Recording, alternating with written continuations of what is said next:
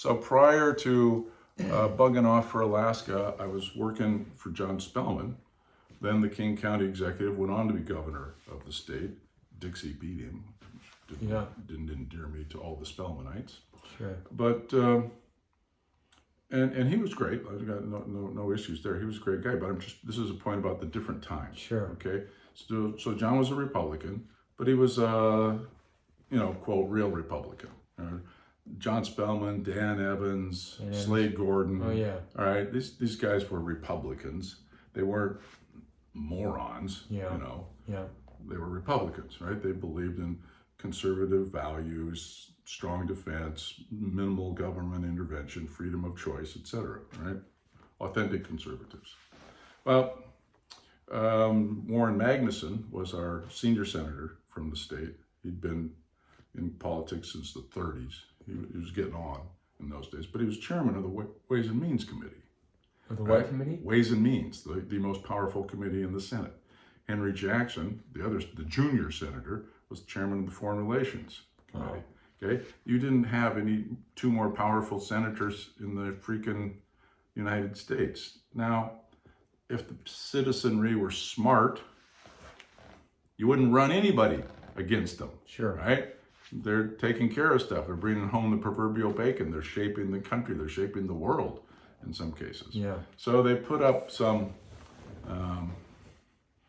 let's just call him one of these nutball Republicans against Magnuson. Now, the guy didn't have much of a chance, but here's how things were different. So I'm working in Spellman's office, and he takes me in there one day, and he says, okay, look, I know you're more inclined towards the Democrats than us, so here's what I want you to do. Come to work here in the morning, but then in the afternoon, you go work on Magnuson's campaign. Yeah. It was like that. Yeah. Okay. And we Strategist. did. Exactly. He's no fool. And so I did.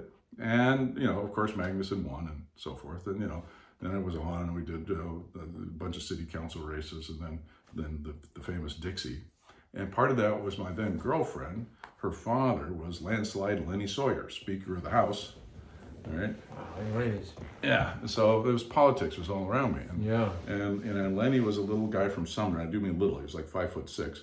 Basketball guy. Well, you should say that because we played 6-100 tournament in Sumner. Yeah. Well, that's probably where it came from. Probably was. Yeah. So Lenny would be your guy. Yeah. He was a basketball star.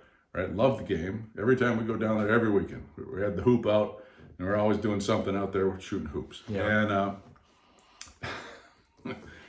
And Lenny was a character. He didn't like what he referred to as all those suits up in Seattle. Okay, yeah. So in those days, there was the closest thing Seattle had to a gangster was this guy named Frank Calicurcio. Yeah. Sounds like a nice. It sounds like a good gangster name. Frank ran card rooms, strip clubs, parking lot, all speakeasies. Yeah, all those kinds of things. And the feds were always trying to nail him. They just couldn't get him. And so he, of course, was buddies with Lenny. So I'm down at Lenny's house down here on Lake Tapps. And I'm a kid now. I'm 20 something. Yeah. And starry-eyed kid, and Big Frank. If you look up gangsta in the dictionary, you have his picture there. The big aviator sunglasses, right? Greased back hair, shirt down to here, belly. A friend of yours is a friend of mine.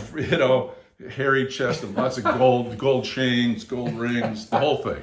So we got and they're sitting outside, and Frank's smoking this big cigar, and Lenny's like, yeah, come on over here, meet Frank. So talking to Frank, and Lenny's asking, well, what's going on? What have you been up to? I said, well, blah blah blah blah. I said, but look, I got a question. I know you guys are busy, but just I just got a quick little question for you. I got some guy calling me up trying to sell me life insurance. I don't know anything about this. Do I need what do I need life insurance for? And before Lenny could answer, Frank goes with his cigar. He goes, kid, let me tell you something I learned in my business. Never make yourself more valuable dead than alive.